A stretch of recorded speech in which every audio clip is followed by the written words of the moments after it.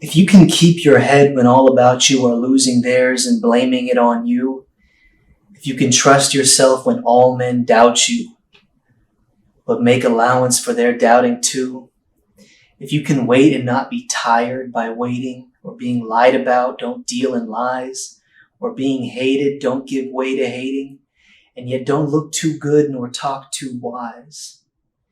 If you can dream and not make dreams your master, if you can think and not make thoughts your aim, if you can meet with triumph and disaster and treat those two impostors just the same, if you can bear to hear the truth you've spoken, twisted by knaves to make a trap for fools, or watch the things you gave your life to broken, and stoop and build them up with worn out tools. You can make one heap of all your winnings and risk it in one turn of pitch and toss, and lose and start again at your beginnings, and never breathe a word about your loss. If you can force your heart and nerve and sinew to serve your turn long after they are gone, and so hold on when there is nothing in you except the will which says to them, hold on.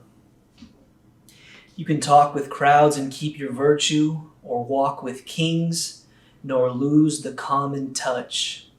If neither foes nor loving friends can hurt you, if all men count with you, but none too much, if you can fill the unforgiving minute with 60 seconds worth of distance run, yours is the earth and everything that's in it, and, which is more, you'll be a man, my son.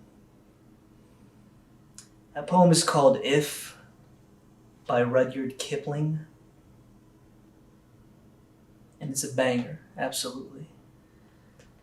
I'm going to open these up with something. It could be mine, it could be obviously some famous poem like that, but I thought that was very fitting because welcome back to the Hearts of Men, part 2 of my story.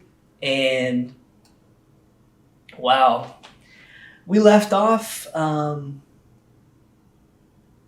kid got a little bit of enlightenment. He just got out of rehab. I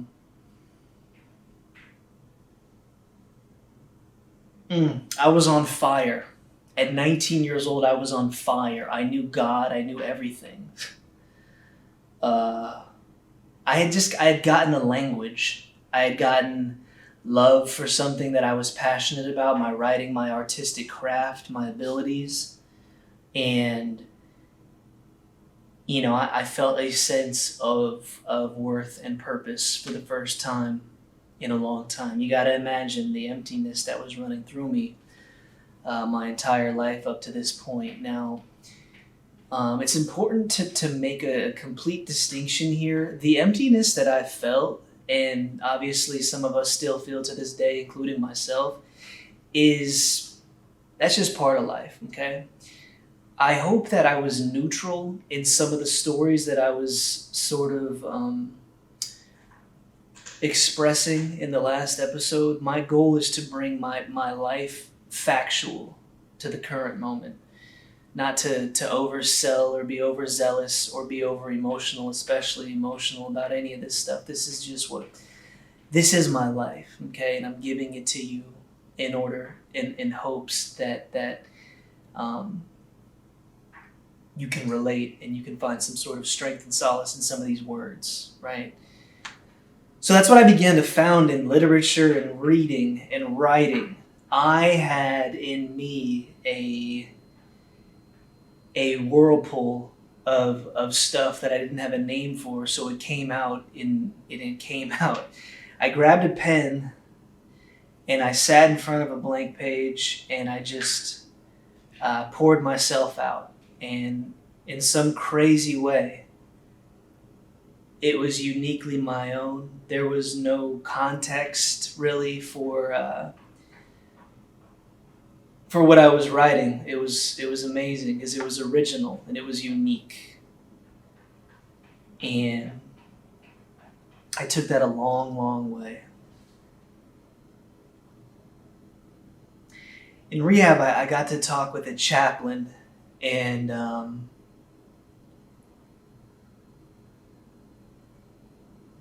that was really important for me.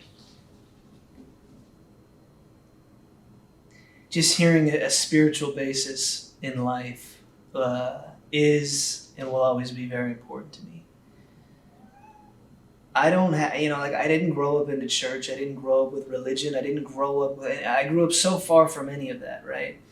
I worship the world and everything in it. And you'll see that manifest.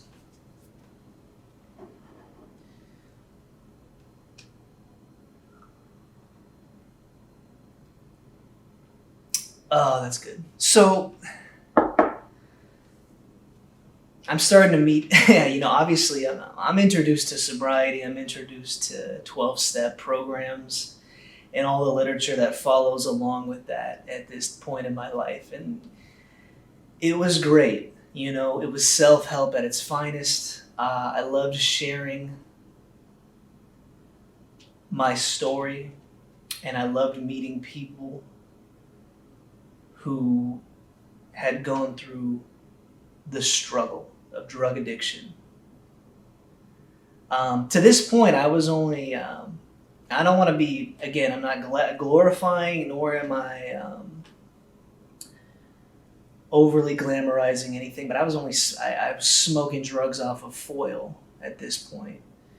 I hadn't quite done needles or intravenous drug use at this stage in the game. I was 19 years old.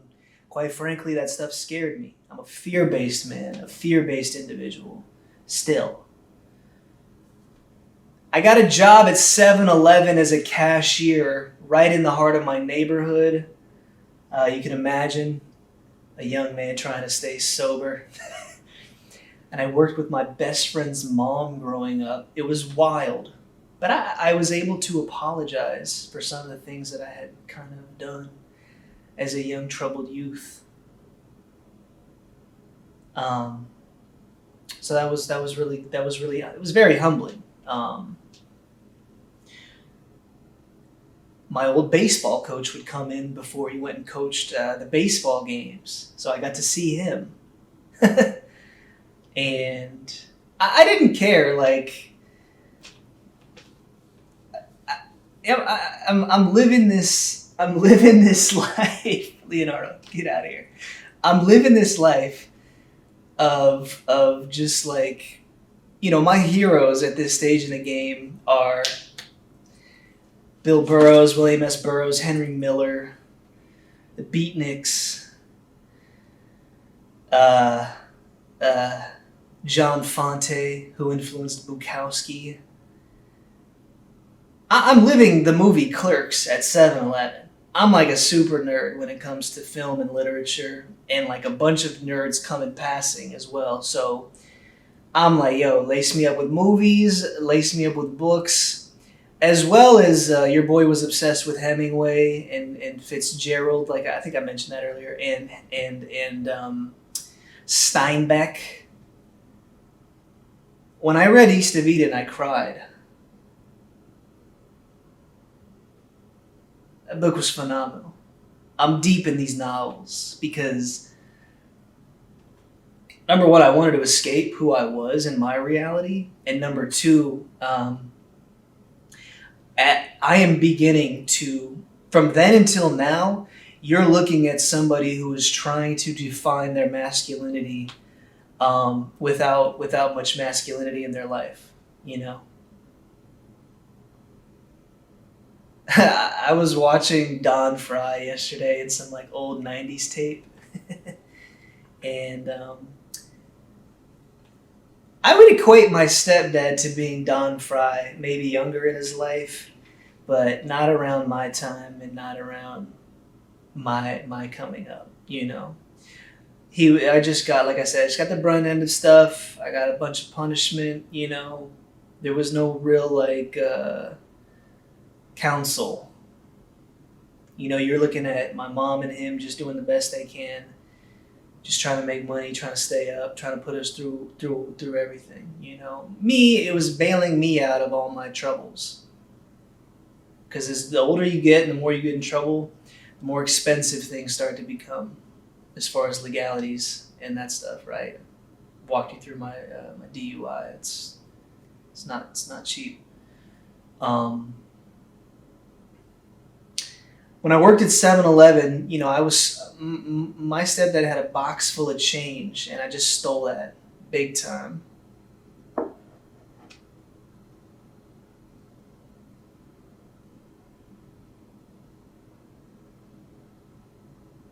Stole that. It was like thousands of dollars worth of change, and I just stole it. So as soon as I got that job at 7-Eleven, I put money aside, and I was able to give him back that money. I'm learning that stuff. I'm learning how to make reparations for the damage that I'd caused. I'm learning how to fix relationships. Me and my mom had a stellar relationship at this time. The Holy Spirit was bringing us together and really mending our relationship. We were able to have some good conversations and spend some quality time together. I'm living at home, so I got to make the most of it. And I'm enrolling back in community college, and I'm thriving. I had blundered. I had fumbled the ball when it came to school really bad. My sister went to USC, and I was felt really, really bad about. I couldn't even make it at state. Lasted a semester. You know the story with the fraternity. Good Lord. And as this goes on, we'll hash out the details of some of this stuff. But we got to do a cursory glance right now.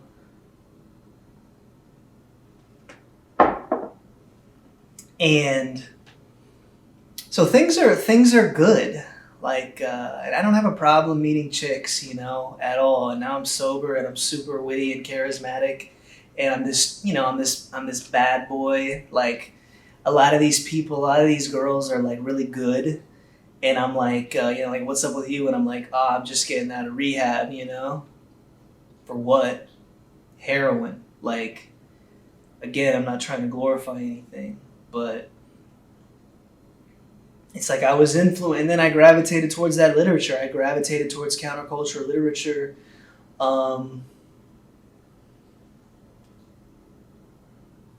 Like watching Pulp Fiction was hard, man. Like it was really hard. That scene where she ODs, and that scene where Travolta is cruising around, and they're cruising around the convertible. I know what that feels like, right? But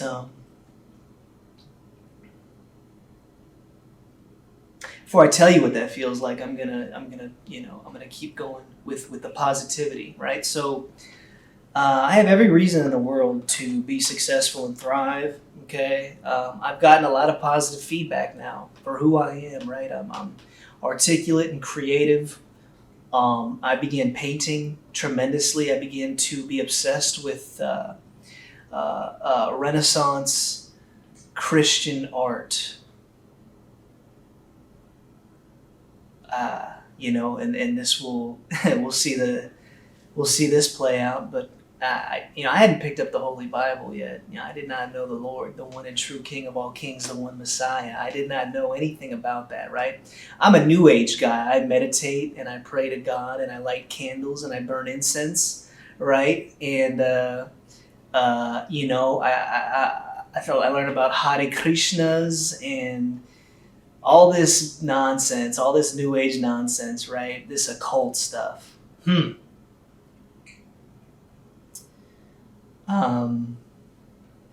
This lady that I knew was like, this is crazy. This lady that I knew was part Apache or Navajo or some kind of Indian, and she had like this fire ceremony at her house. And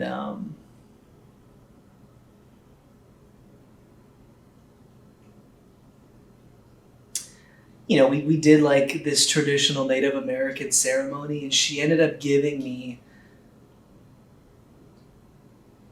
this walking stick, beautiful, with a giant eagle feather in it. And I'll address other worlds and spirits as we move along. I don't want to that's another episode, but I'm going to mention one thing and one thing certainly, that this is a spiritual battle in this world of good and evil. And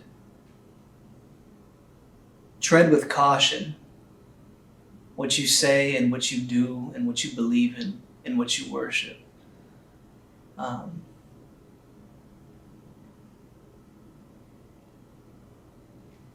Because you have no idea what's going on behind the scenes, what you can't see in this world. So we did this fire ceremony. I think I dropped some poetry. I was always looking for an outlet, open mics, this, that, Again, I'm in these meetings. I'm in these 12-step meetings, and I'm becoming like the poster child for sobriety. So I'm being offered a lot of like speaking gigs, at 19, 20 years old, right? I'm like on my way to like stardom in my mind, right? I'm so delusional. And so at this fire ceremony, she gives me this stick,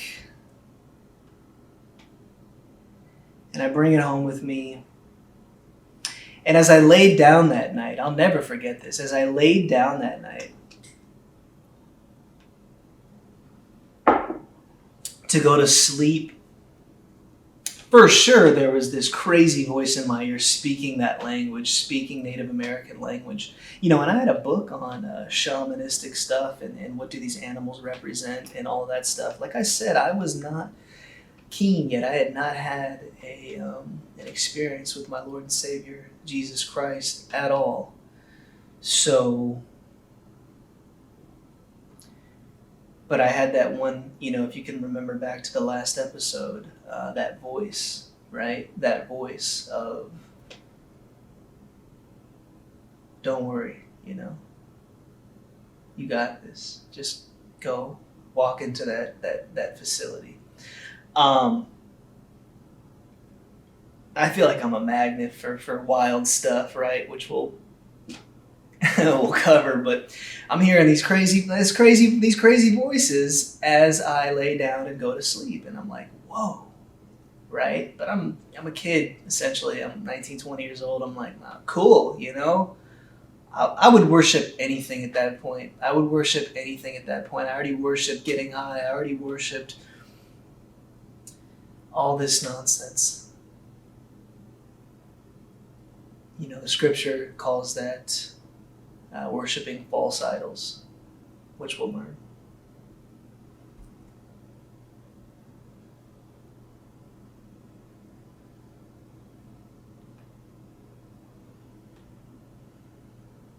So I'm working at 7-Eleven, stacking money, I'm living rent-free, I'm staying sober, and I'm trying to save all my friends, right? You gotta imagine a lot of guys that I knew followed down the same route and were still going down that same route, and they were coming in and out of the 7-Eleven. God had positioned me very, very strategically.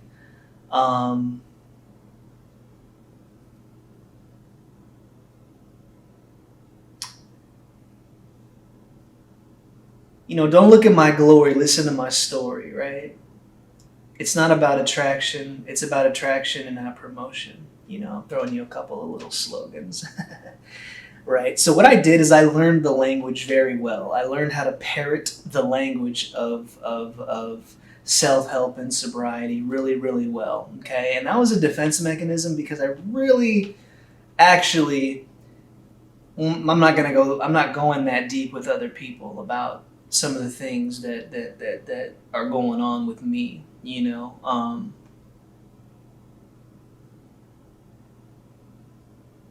if I didn't struggle with depression and anxiety and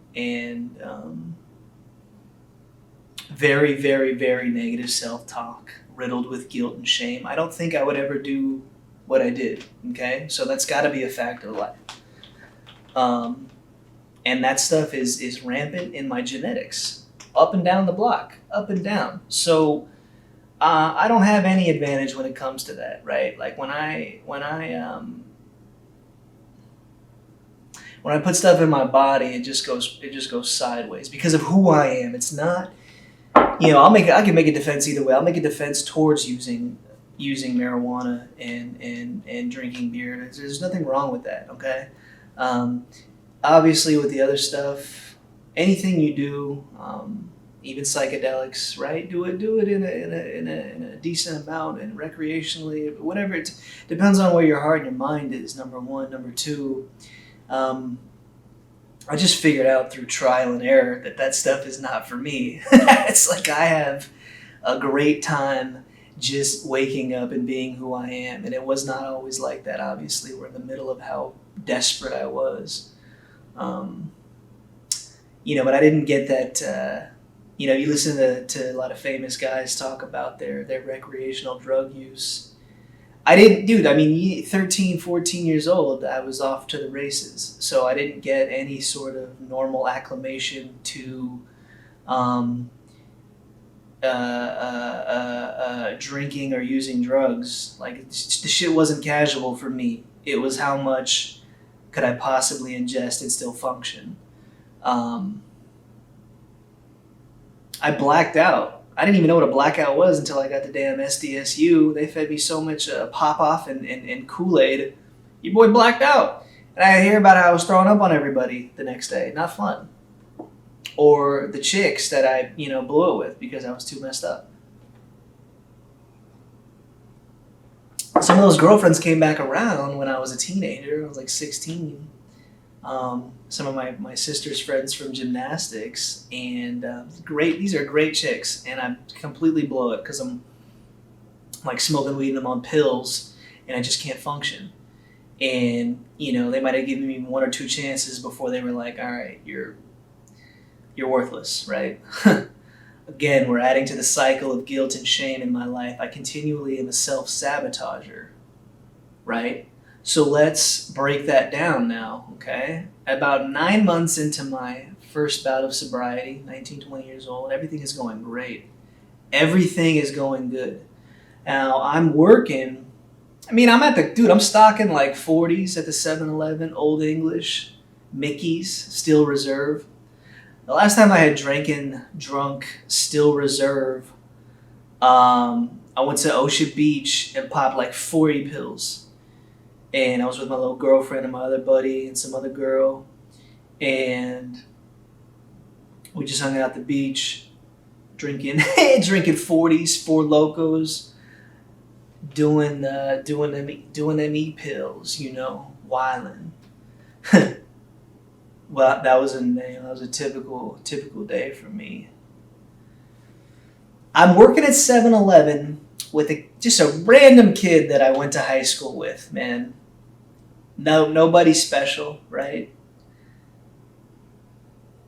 And this kid's like, "Yo, dude," he's like showing me his little weed setup. He's like growing weed at his house, in his closet, dude. And I'm like, man, dude, if there's one thing that I had reserves about, it was weed, 1,000%. Because I never saw that as a problem, right? I never thought that smoking weed, I didn't see it as the gateway towards all the other stuff that I was doing, right? It was all circumstantial. It was like, he just so happened to have that coke. He just so happened to have that. Just so happened to be there when those harder drugs were around. Just so happened to have that at the party. I didn't put any of that stuff together. And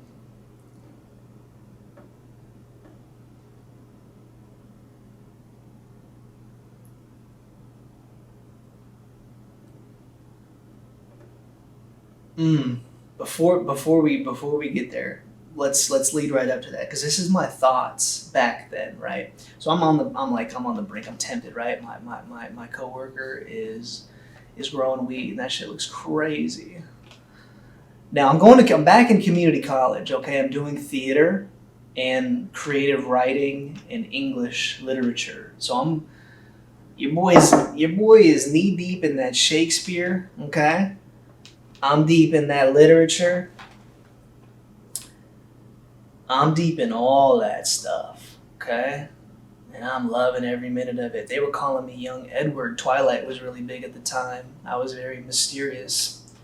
So stupid. I played on these personas very well, right? I had like crazy curly long hair, and I was, like I said, a skinny. I was an effeminate man for sure. I was an effeminate man. I'm gonna keep it 1,000 with you, right? And that's not cool. All right. This is the hearts of men. This isn't about. This is about being.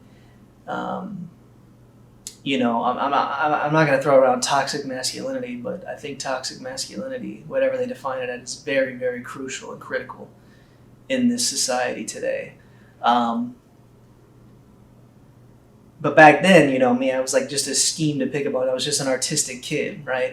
You know what I mean? I was just an artistic kid writing poetry, right? That was good.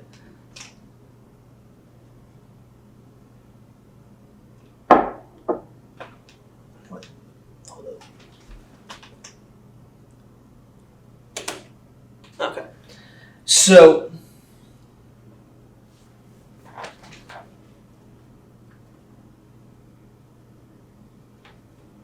one of my professors at Cuyamaca Community College, this was, to this day, one of the brightest men that I've ever met. He was this guy was like living the life, right, that I read about. He was like a ranch hand and a cattler in Alaska, and he would write these masculine stories. Like, he was just like Steinbeck, but he was living, and he was my professor, and he happened to be sober, and he obviously was reading my writing and knew the kind of shit that I was going through.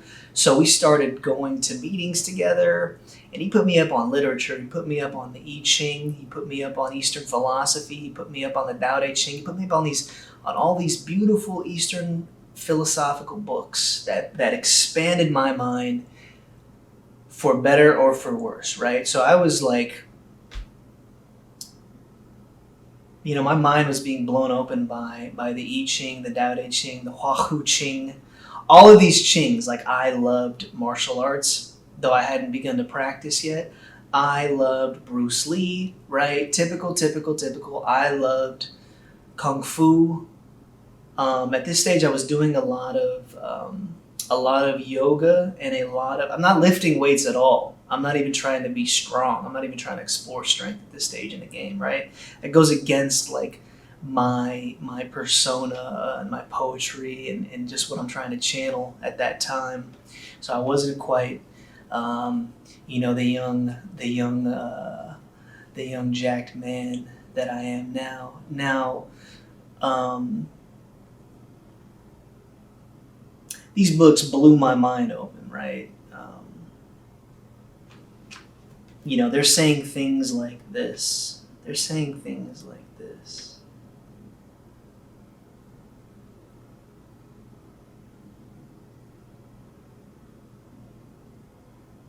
What are you sure of in your heart when nothing else is sure? How can you flow on and through the dark? Repeating chasms, there is truth and confidence. Holding your heart fast creates success. Movement brings honor. If you don't know about the I Ching, it's made up of these hexagrams, okay? Earth, wind, water, fire, and then so much more. Gradually decreasing, gradually increasing, building, feminine, masculine, all of this stuff. These are all these hexagrams that break down into these paragraphs that are just insane. And what you're doing, you're supposed to I just read it through and through, front to back, but it's actually a thing where you kind of consult it like an oracle, right? And I'm not gonna bore you with this, but it just says things like this: in movement, you find a different kind of security, one that depends on your heart, courage, and commitment. This is the truest test of your convictions. When you have no way of knowing where your leaps of faith might land, sitting at the bottom of the chasm does not bring honor. Action does. Also, it's a way to be sure of yourself as an individual after everything else has fallen away. You act and you become skilled in flowing through the steep-sided chasms. I mean, every situation and every single moment of your life, you could break that down to the I Ching. Absolutely insanity. So, I'm in Western society. I'm in Southern California, and I'm like, all of a sudden,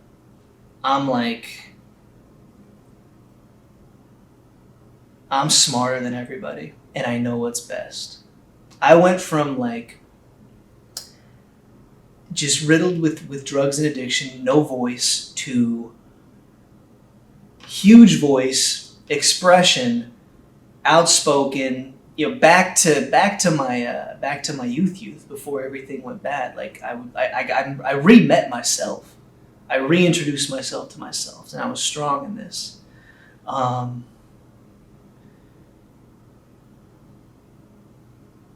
My lust is terrible, right? This is something that has continued to be the pitfall of my life if I ever do kind of face trouble, right? When I was I was a cashier at 7-Eleven. I was sleeping with married women. I'm not proud of that. That would come in and out of the store that lived at the apartments, right around the way. I was sleeping with multiple girls that were women that were at these 12-step meetings that all knew each other. Um,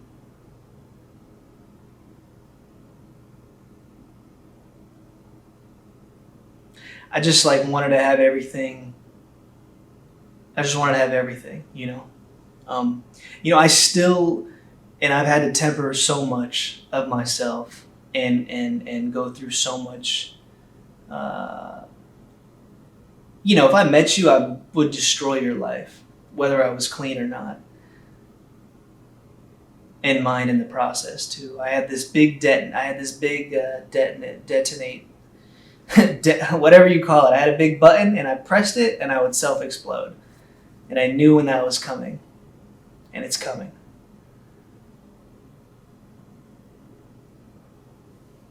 I'm doing community college. I'm knocking it out of the park. I'm getting standing ovations. Oh my gosh.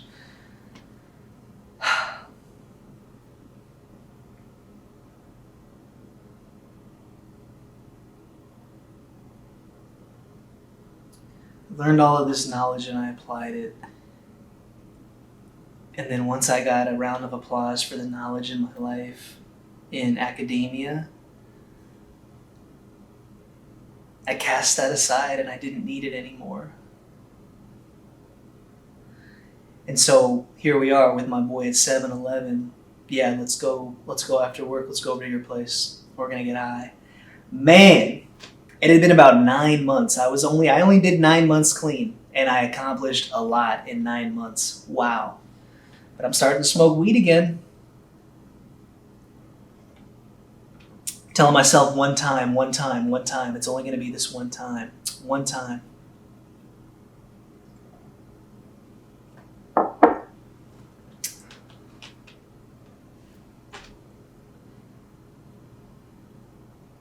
I felt so bad instantly, As soon as I hit it, I was like, you slipped up, bro. It's like making a move in chess, and that bishop just comes sliding across the chessboard, just jacks you, and you're like, oh, what did I do? And it's like a pivotal piece, like a queen. You just leave it out there in the open. Your boy slipped up. What can I say? I didn't tell anybody about it. I didn't tell my little sponsor. I just kept going. I was like, nah, we're just going to glance over that. It's just some weed. So I'm still doing speaking engagements, speaking in front of hundreds of people, talking about my story, still doing all these things at these meetings. I'm going to go out and just say something crucial. Now, there are a lot of people who have found a lot of success in sobriety at these 12-step meetings. Congratulations. For me, it's a toxic environment because in my experience, people were trying to act godly and spiritual, and the minute they were not in there, they were being very, very... Now, again, you could say the same thing about churchgoers, okay? So this is why my religion is that of the true religion.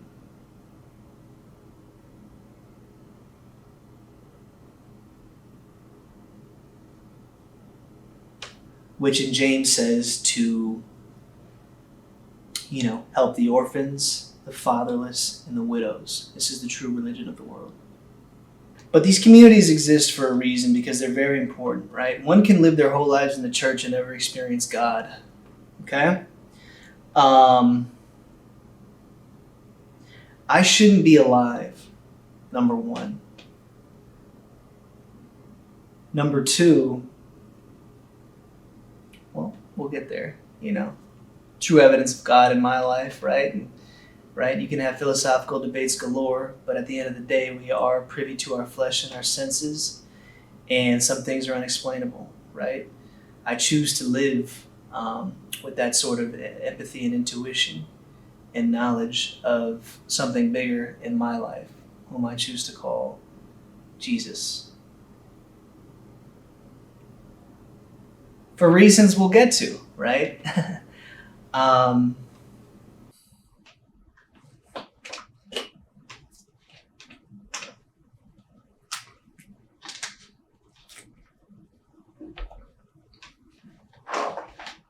So I have always been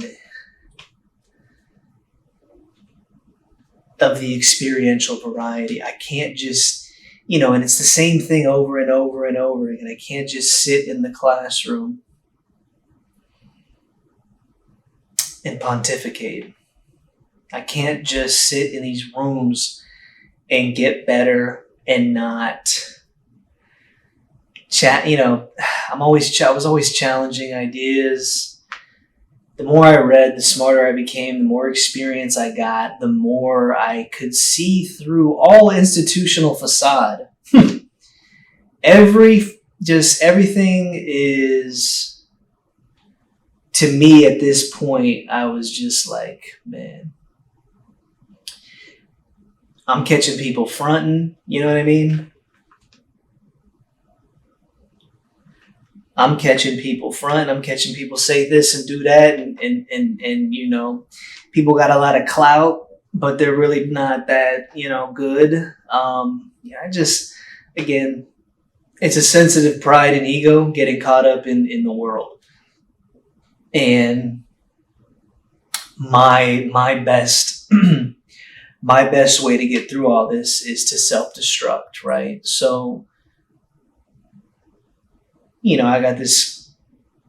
It's the same thing that the things that we see in other people that drive us crazy are the biggest flaws that we have in and of ourselves. So if I see somebody rolling around with a big pride and a big ego, that's me. If I see somebody just like trying to have clout and trying to, use an image and use a presentation that I think is inauthentic and disingenuous, that's me. I understood this intellectually. I did not internalize this until later in life. So we've smoked weed. We're lying. We probably go back to smoking weed. We might sip some alcohol here and there. In my mind, I was like, as long as I'm not doing heroin, I'm good. I still belong here.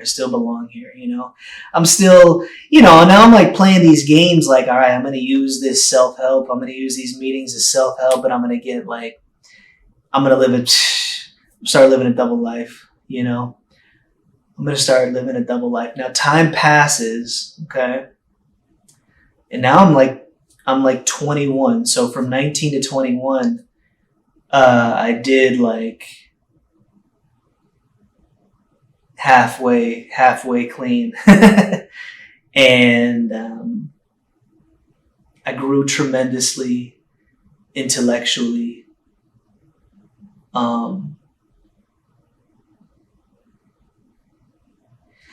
But the law of gravity, what goes up must come down. So when I came down hard, right? Like the girls started finding out about each other. The husband started coming after me, The lies began to mount up again. One thing about me is at this point in my life, I would smile in your face and I would stab you in the back.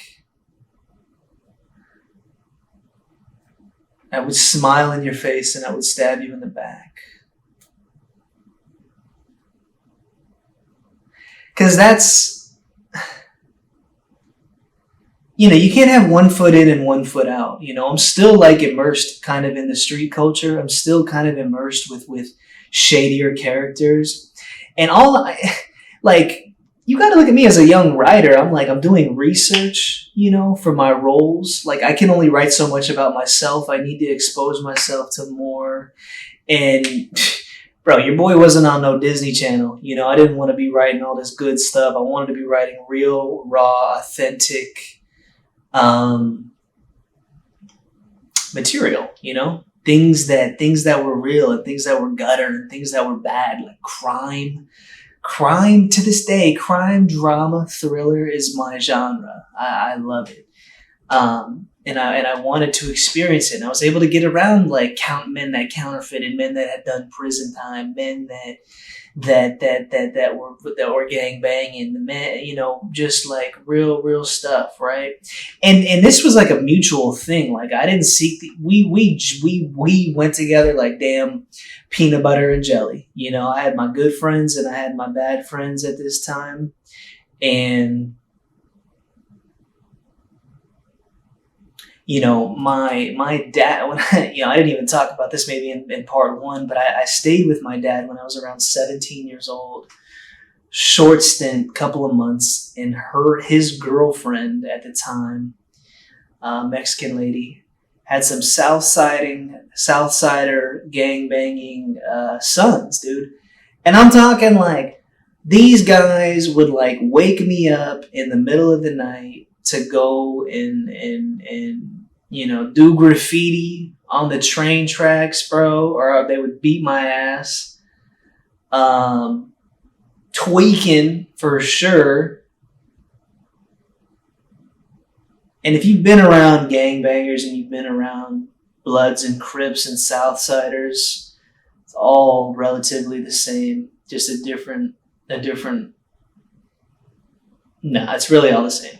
And I, as an intellectual guy, I couldn't go there personally, but for creative exploits, I could get there and I could be around it and vicariously live through it. But at the end of the day, just be the white dude that I am and go back to whatever I wanted to do, which is very, very interesting if you kind of explore that. So I wanted to live an authentic life. And I'm young and I'm still like,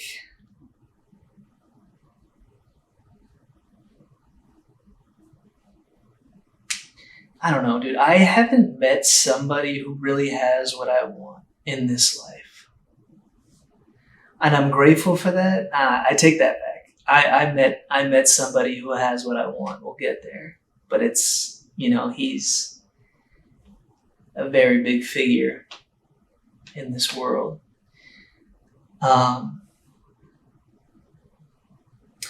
But human, I haven't met anybody. I haven't met no mortal man that really is rolling around with something. There's been bits and pieces, but for the most part, I haven't met anybody that really truly has what I want.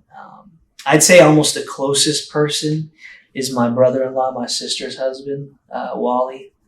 He's Special Forces, Army Ranger, Airborne. He's just a great guy. We've been able to spend some time together, some intimate time together, kind of driving back and forth across the country for various reasons through moving and whatnot. And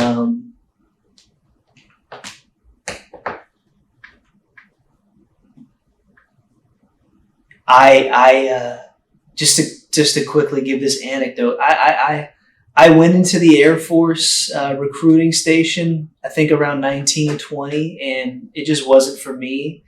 I was exploring my artistry at the time. And I wasn't ready to just go that route and just kind of hang it up and be yes sir, no sir. Now, I want to make something very, very clear. There are men dying at war at the age that I'm describing right now in my life and all the bullshit that I'm talking to you about. Don't think that I don't understand this. God bless the troops. God bless the men and women. God bless the men who defend this country, the home of the brave, the land of the free, because of the brave, okay?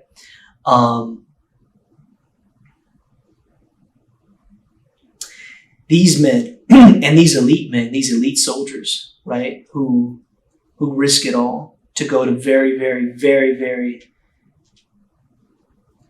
torn countries and defend freedom and democracy. So I can sit here and record this silly little show called The Hearts of Men. I just want to make something very clear that I appreciate you. I see you. You guys are my role models, especially now, especially where I'm at in my life. A soldier with faith is unstoppable. And I just want to make that declaration right now that I really appreciate the men of the armed forces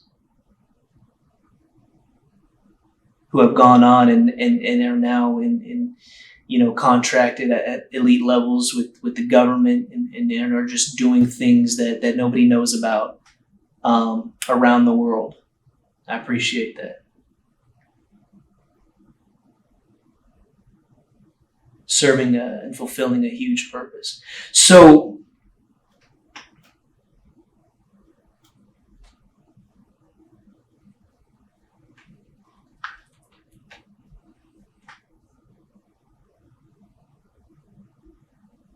I'm not quite there yet, I'm just not quite there yet. And I'm unraveling and I'm being called on my shit and people are finding out about me and I'm becoming fraudulent. So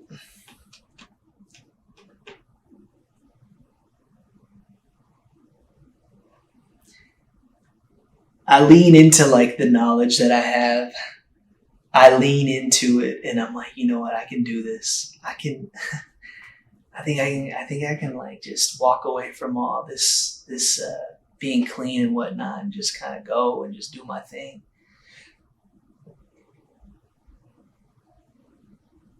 I've got enough knowledge. And this is where shit hits the fan.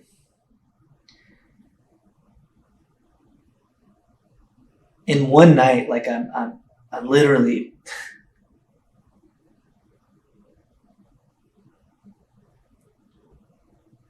I meet this chick at like the rehab. I'm like going back and doing meetings and stuff there, and I meet this chick at the rehab. And in my mind, this is the powerlessness that I had. In my mind, I was like, yo, she was like from the East Coast and she had like the worst accent. She sounded like Rosie Perez, a white girl though. And I was like, oh. But as soon as she approached me and gave me some attention, I immediately buckled and was like, all right, because I'm a slave to my flesh and I'm a slave to my lust and my sin. And so very quickly we got together. Very quickly, she let me stay with her and her mom. Her mom was hot too. Her mom was like a nurse. And I was just like, damn. And we're going to the bars. We're going to the bars a little bit. We're drinking a little bit, right? We're playing. We're teasing, right? We're playing. We're teasing. So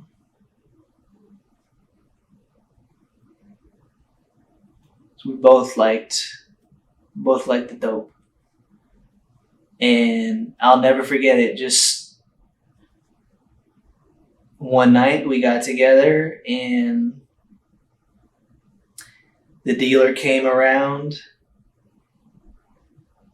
and I slid on it and I got the number and got some of that hair on and me and her did that at the little apartment.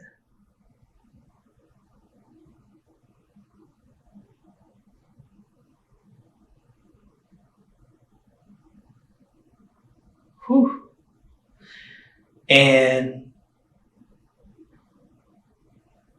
quickly, I think just that was the last time that I had smoked that thing.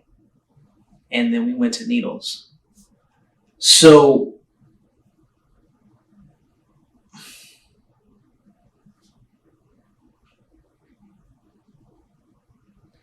because I had done that, I had known I know a lot of guys in the dope game at this point. Still, like I said, I'm everywhere. I'm immersed in a lot of things. So I immediately go. I don't know why I'm laughing, but you know, and if these guys are still alive, I would love to get these guys on the show. I highly doubt they're alive. They were like dying. This is like 2009, 2010. They were dying back then. These brothers I had known since middle school. We grew up together. They were bad. They were bad back then in middle school, and they progressed crazy fast. So I'll never forget. I went over to their place, and I went over with the girl, and you know, let's cook something up. Let's get some things going on, and we're going to use these drugs intravenously. And the first time that I did, right, I remember it was a big deal. I'm very veiny. I'm very vascular. So these guys are salivating at my arms. They're like, oh my God. You know, I could throw a dart and hit you in the vein. And we did a little something called a speedball, right? Which is it's both heroin and that methamphetamine, that crystal, right? So when that hit me, it was a cold rush to my heart, and then it was a very warm rush right after that. And I had never felt anything so good in my entire life.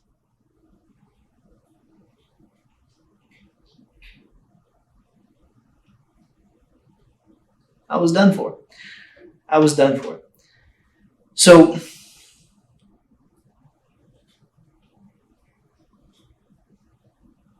it was just a wild night that night of just absolute insanity. And then the next day, we did it again. And my buddy had like a German Shepherd, and he lived close to SDSU, ironically. So, you know, we shoot up and we get all high, and then we walk to campus. And I'm walking through campus with this German Shepherd, and like, before like all that like falling asleep and nodding out kicks in, like, you know, I'm up, like I'm geeked up, and I'm going through campus, and I got this big German Shepherd on me, and I'm just like talking to the girls on the campus, and I'm buying like Beatles posters. There was like a huge kind of thing that day. There was like a big festival, a big fair, all kinds of stuff. It was kind of hippie oriented. It was crazy, and I'm in there, and I'm like, you know, I'm like this Baudelaire. I'm like this Baudelaire guy. If you know who that is, shouts to you. It's dope prose poems. And just cruising through, you know, I'm big into jean jackets. Cruising through in my jean jacket, junkie chic, talking to girls. Got this German Shepherd on me. There's like a Zen garden, and the dogs sit down, and I look at the turtles just basking in the sun at the Zen garden. I'm such a romantic. To this day, I'm still a romantic. And those were my romantic days. I fetishized getting high, and I fetishized living that life. And ultimately, the undertow of all of this is severe depression, okay? And so you get to the point where you don't care if you live or you die. And so for me, that girl came and went, and that was horrible, right? I mean, we did dumb shit like walk into the tattoo shop and get our names tattooed on each other. Simp! Yep. endless cheating, endless back and forth and bickering and crazy fights, throwing dishes at each other. Terrible. And I didn't want that shit, dude. Like, so I start to become this monster that I only heard about, right? I only heard about this version of things, and I wasn't quite there yet, and I'm getting there bad. Stealing every single day. I just walk into the grocery store and just steal food right off the shelf. I walk into the bookstore and steal. I like hung out at Barnes and Noble. Stole food from the mall, stole shit from the mall, stole books and magazines from the mall. This is really weird. Getting high, shooting up in my car, rolling around, just passing out, nodding out.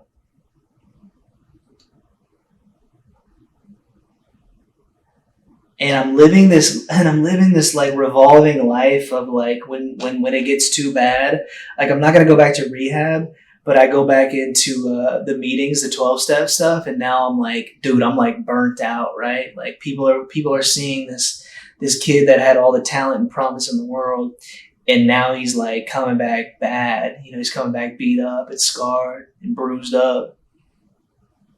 And every time I'm like getting close to 30 days, getting close to a month, shorty goes and a new one comes in and she's from out of state. Most of the girls that I was hanging out with were out of state for good reason, right? Because everybody in San Diego knew me and didn't want nothing to do with me. So I'm with these girls from out of state. These girls from out of state are ruthless.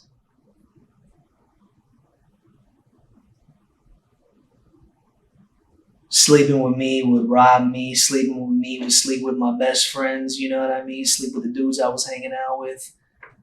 I'll never forget. Oh my God! And I'm doing like halfway houses. I'm like living. I'm trying to live and sober living and shit. Oh my God! This is like. I have to get through this. It's the worst of the worst, but it's important for. I know there's somebody out there. I know there's a man out there who needs to hear this. A young man out there who needs to hear this. Somebody on the other side of this. Dude, so I'm just, straight junkie, shooting up, man. Going in and out, trying to stay clean, living that life. Man. For a good couple of years, 21, 22.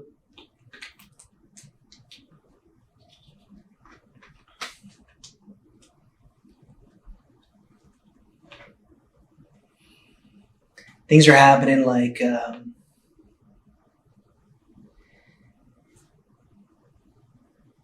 people are dying now.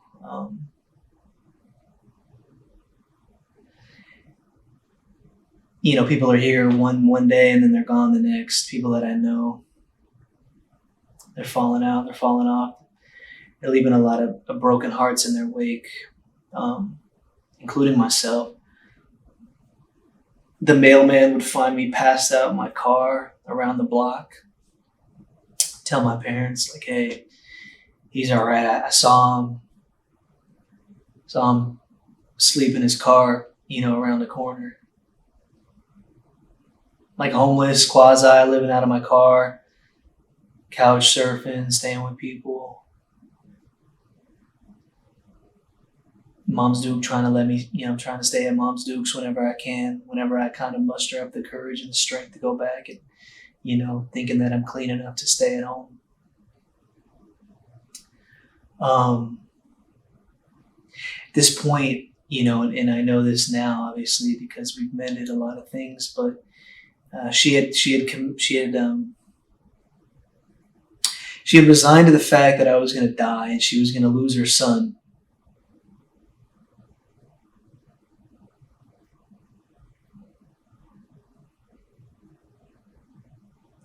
She had resigned to the fact that I was going to die from the lifestyle that I chose to live.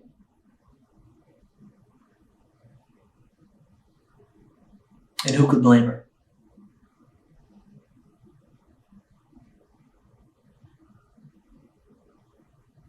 because I was, for whatever reason, I overdosed a few times. I really did. And for whatever reason, I came back.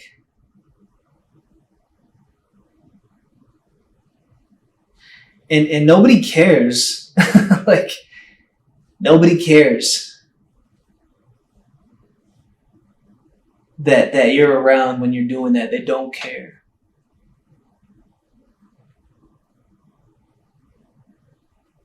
You wake up in precarious situations. How much time has gone by? Why am I soaking wet? Where's this? Where's that? Who is this? Who is that? You just lose everything. Lose all sorts of reality.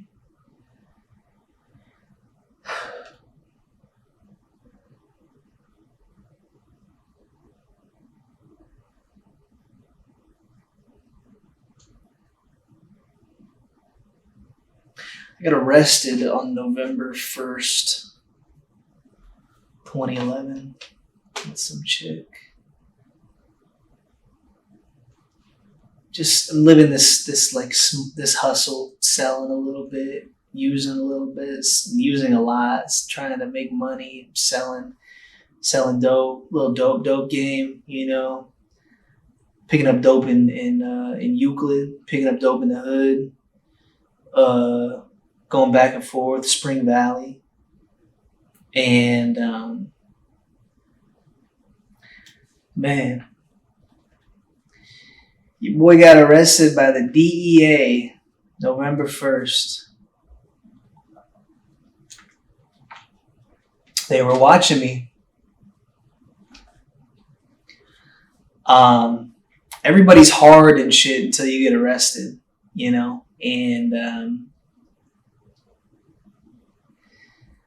I was in a truck, literally, dope on the spoon, lighter to the spoon, needles everywhere. Me and Shorty. God bless her. I hope she's doing okay. I think she is. I would never say that had I not found peace in my life. I really despise this lady, this girl, this woman. But you know what? God bless her and her life and her family and her children. If she has any, I think she does. And I hope she's doing amazing.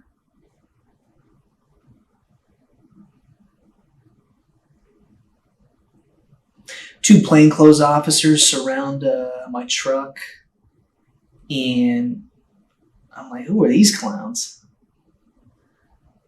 The wind kind of blows a little bit, and I see a badge.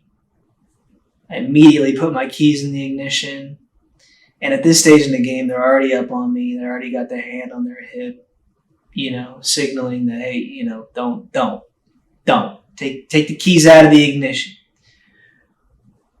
This stuff happens so fast and is so foreign, you just really don't know what to make of it. But the next thing I know, I'm in cuffs and they're questioning me. I don't know anything. Meanwhile, she's just singing, name dropping. I'm like, dude, don't be putting this in my report, dude. Like, I didn't say a word, and who would I be? I would be ratting on somebody that I grew up with and went to middle school with, so stupid. But for the record, your boy took it on the chin. And I go to lockup, dude. Man, first of all, San Diego DEA, I don't know what you're doing, dude. The guy clowns my girlfriend. He goes, dude, she's East County fine. She's not La Jolla fine. I'm like, psycho. Dude, leaves me unattended in this van they had, cuffed, with a firearm right on the floor of the passenger seat where I'm sitting. I'm like, oh my God. And then Lady Gaga is on the radio, dude. I'm like, bro, God knows my heart. He knows like how embarrassed and how mad I was. Now, I'm doing okay at this point, but by the time I get booked, I'm not doing good. I'm not doing good. I'm hurting, man. I'm in jail. I go downtown. First time ever. It's wild.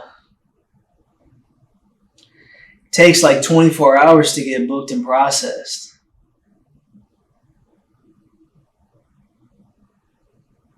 I'm talking like incomprehensible demoralization, dude. I'm first of all, I'm the only like white kid there. For sure. For sure. I thought that was strange. They call me Jimmy Neutron.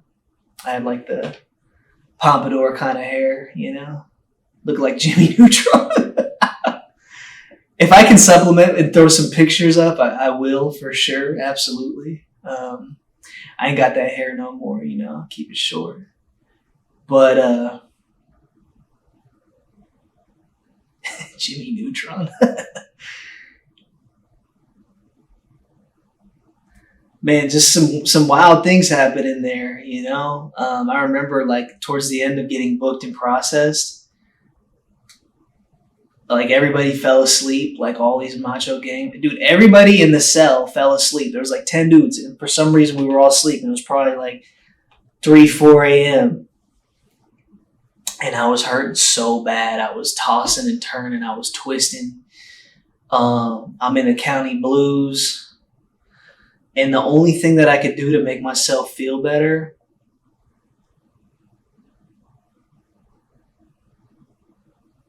man, I don't even know if I should admit to this, dude. This shit was wild. I can't believe it even, dude, I like went into the corner and like had to like jerk off to feel better. But you couldn't see this. Like nobody could see this.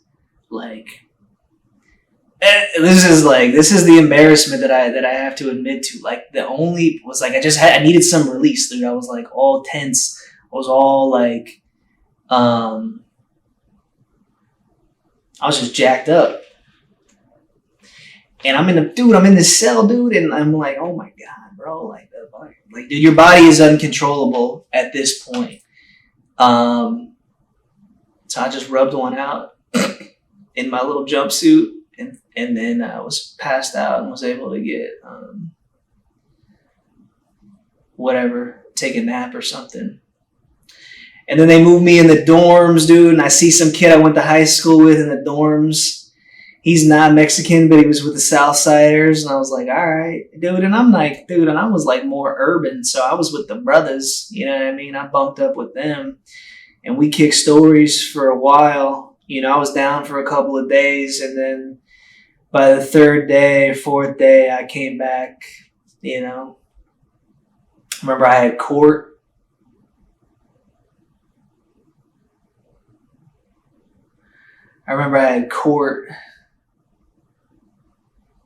And so I shaved in jail.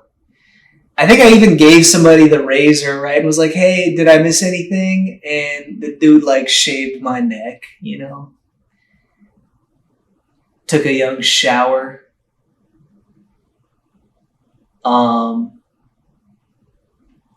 If anybody can pull my my mugshot from November like 2011 and find that San Diego County and get that to me, that'd be highly appreciated.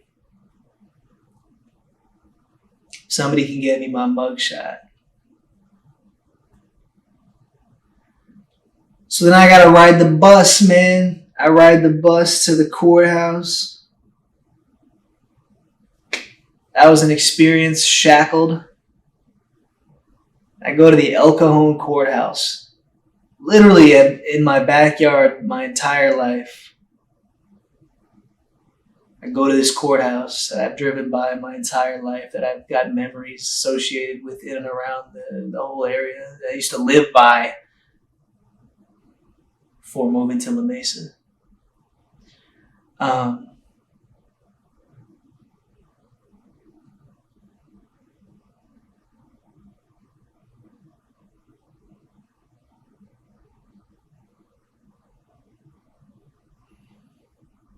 You're just sitting there all day, dude, watching TV Land, man. God.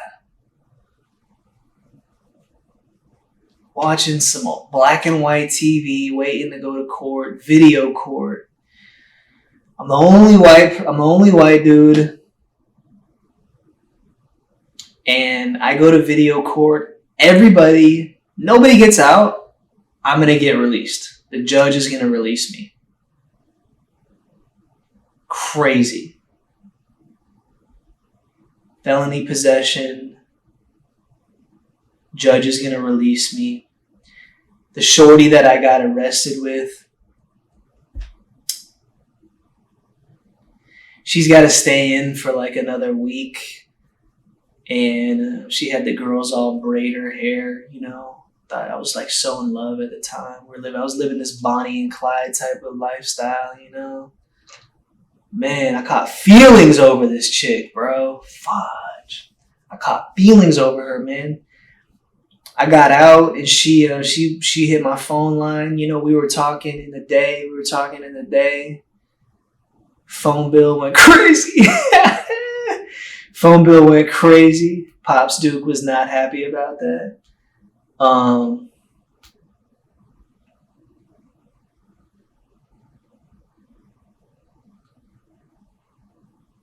That ended so bad.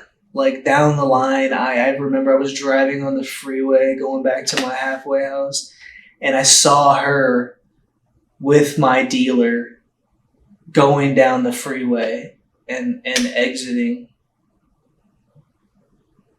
on the off ramp. And I knew it was them because she had out of state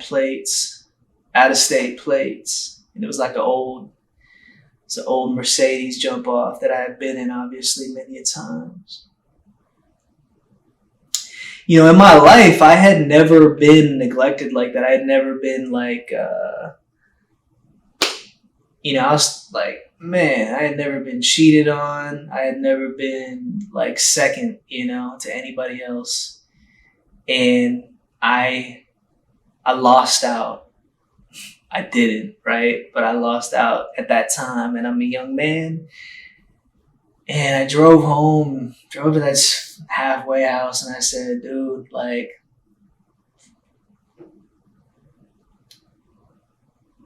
never again.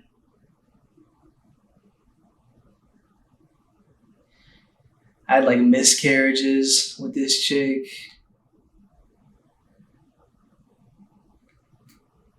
I had to terminate another pregnancy with another chick who came after this. These are things that I'm not proud of, but they are factual and they're in my life, and I accept responsibility for them. And I've repented for all of this sin, 1,000%. We have to value life. Life is precious, and at this time, all I was doing was killing life, myself, my own, those around me. Those that I was creating.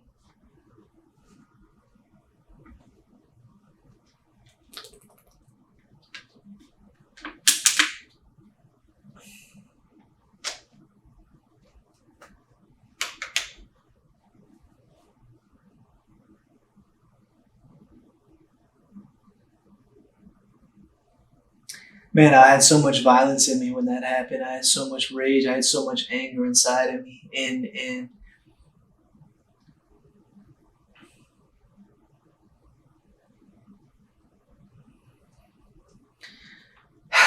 like I was always picking up the pieces, you know, and I was always shattered and I was always fragmented.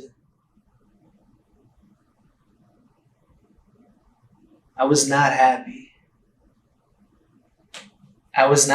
And I couldn't get high. I knew I couldn't get high, but I had to have it. Physically addicted, strung out. Didn't care whether I lived or died.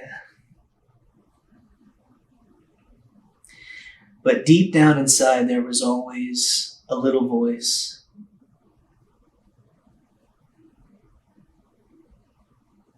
I'm going to end this part with this story.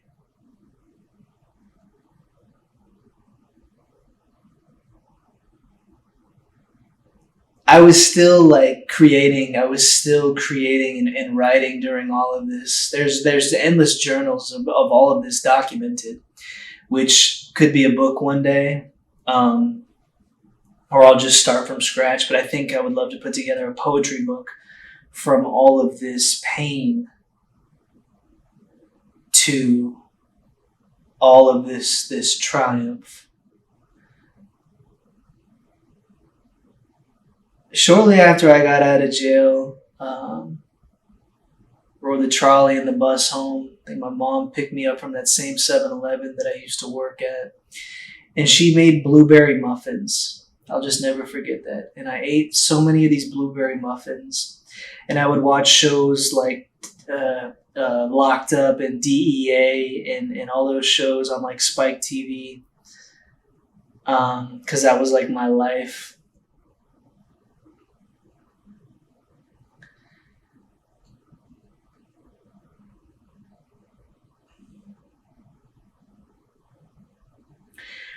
And I remember I wrote one of my best poems called A Dream Deferred.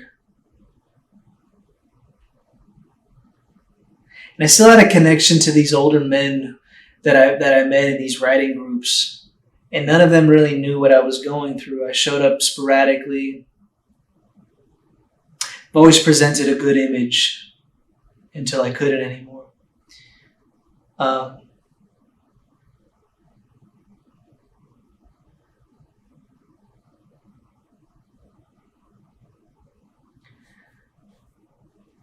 I was a few days off of drugs, and I wrote this poem, "A Dream Deferred," just like I had read in "A Raisin in the Sun," and I kind of emulated after "A Raisin in the Sun."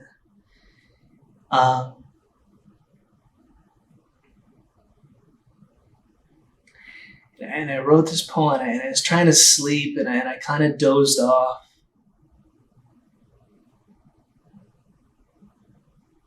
And I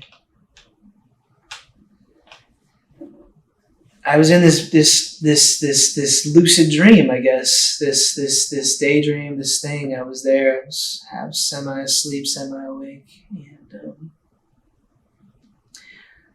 I was perched on the top of this grassy knoll, this grassy hill, and a big staff and a big robe walked up next to me. And I knew it was a shepherd. And I knew I was a sheep. Just kind of sitting on this hill. And this great and powerful hand began to pet me. And I was a young sheep, I was a young sheep, almost like a lamb.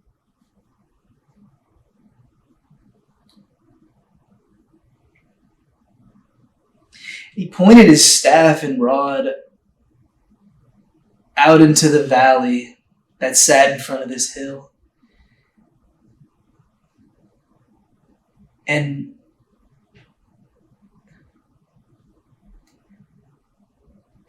what I saw as he pointed that out, I saw this kingdom. This kingdom was shining. It was gilded. It was golden.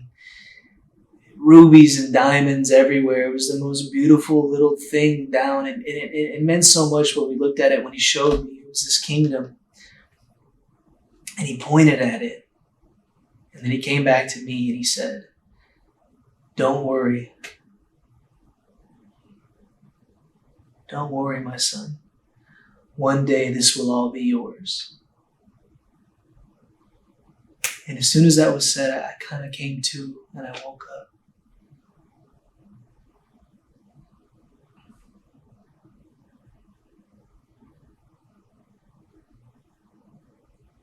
And I knew I had changed. I knew something in me had changed right then and there. I knew that was a very profound moment, but I didn't know exactly what it meant.